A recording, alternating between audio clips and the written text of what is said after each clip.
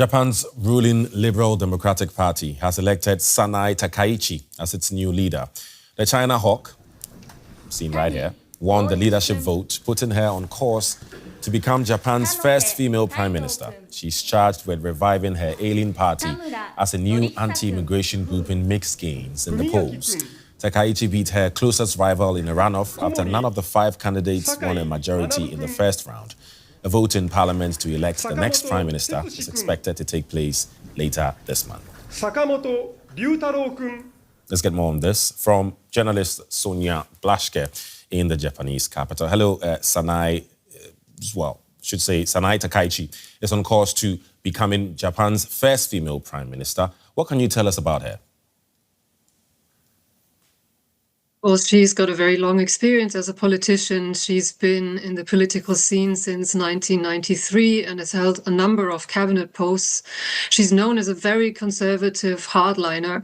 Part of the reason why people see her as someone who can make decisions and won't, look too much towards consensus, but will actually push through her agenda. She's a member of a nationalist lobby group called Nippon Kaigi, who wants to return or lead Japan back to more conservative values, traditional values, especially when it comes to the family, for example. I mean, she is on track to becoming the first female prime minister in Japan. However, her political agenda is far from being feminist. On the contrary, she opposes, for example, separate family names. She is also against female succession to the imperial throne. So the new female prime minister, if that happens, is a woman in the post, but her agenda is quite different and very much dominated by her conservative stance. Interesting. Now, one of her main tasks, right, will be to revive her Liberal Democratic Party. It's not doing so well in the polls. Why is that?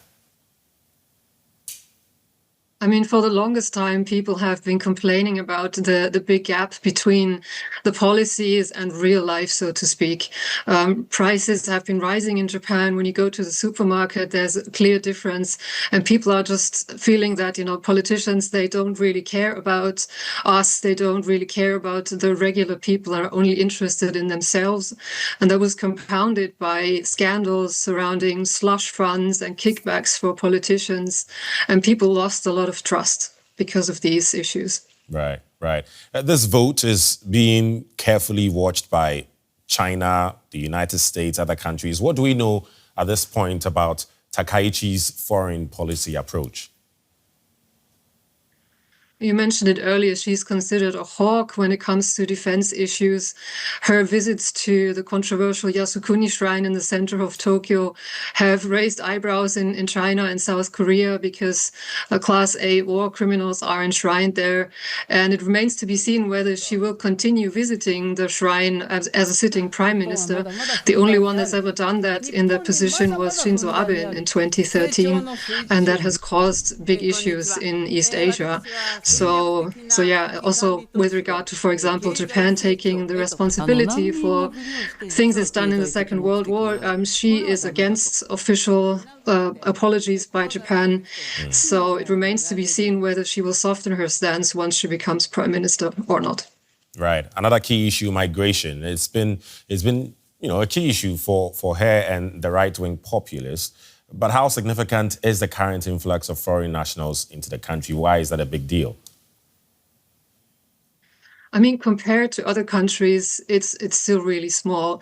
For example, in 2000, the percentage was 1.2% of the population were foreign residents, and now it's gone up to 3%. That is a lot for Japan, but still compared to other countries, quite little.